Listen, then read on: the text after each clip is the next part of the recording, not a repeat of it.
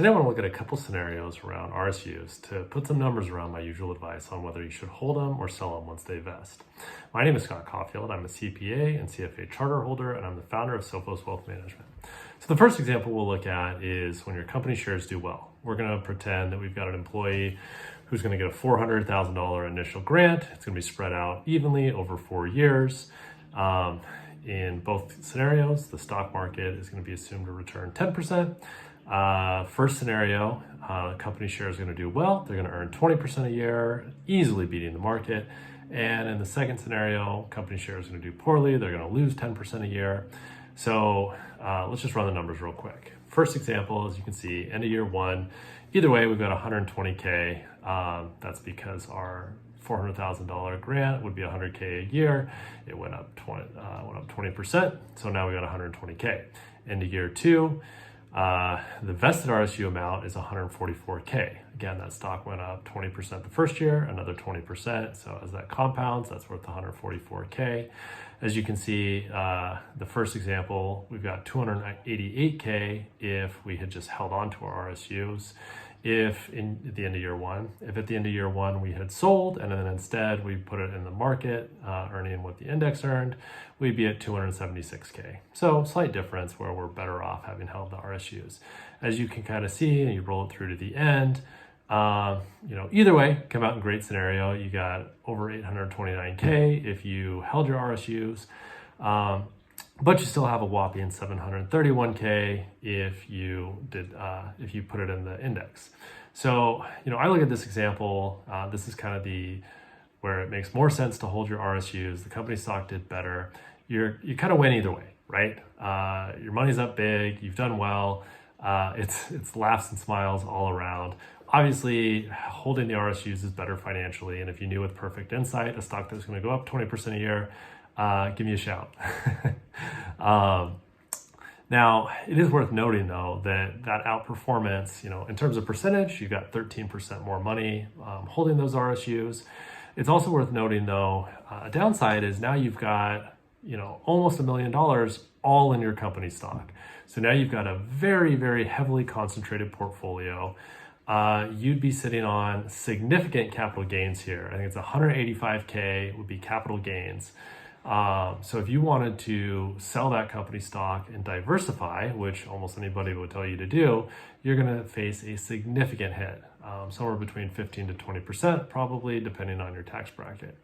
So not ideal, and maybe more too. So anyways, still, you're always better off picking the higher performing stock in this scenario. But let's look at the second scenario. This is where the company stock does poorly. Now, it's key to just look at overall, you're going to have a lot less money in this scenario. End of year one, your vested amount's 90K because that company stock went down 10%. By the end of year four, the vested RSU amount is all the way down to 65K. So we have lost a lot in terms of what's vested each year. But if you look at the value, if you hold those RSUs versus the value if you had sold and indexed, you're looking at 262K if you had held and 363K if you'd indexed.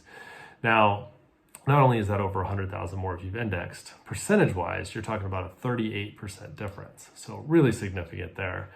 But why I think this is important to look at is having more money is way more important in this scenario than in the other scenario. In scenario one, it's kind of sunshine and roses no matter what. You're in a good financial position, your job's probably going well, your company's doing great, everyone's happy, it should be fine either way. In this scenario, if the company stock has gone down 10% a year and it's down nearly 40%, more likely than not, the company is going to be freezing hiring. They might be doing layoffs. They might freeze salaries. They might be doing pay cuts. It's going to hurt your bottom line. So having that extra 100,000 in the second scenario is much more important than the first scenario. This gives you greater financial flexibility if you're going through a difficult time, if you're looking for a new job, new role, even if you're having to cut back in your current role. I look at financial planning, we're we're thinking about uncertain futures, uncertain outcomes. Of course, RSU values and future stock returns are unknowns. And in particular, your own company stock performance is a big unknown. So we always want to mitigate the downside. We want to plan conservatively. Scenario one, whether you held your shares or whether you sold, you're fine.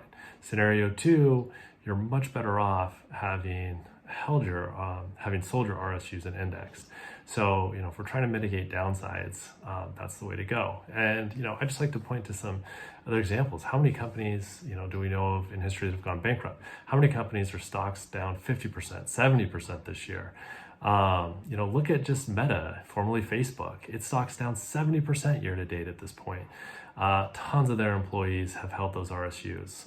Down 70 is massive. That's life-changing.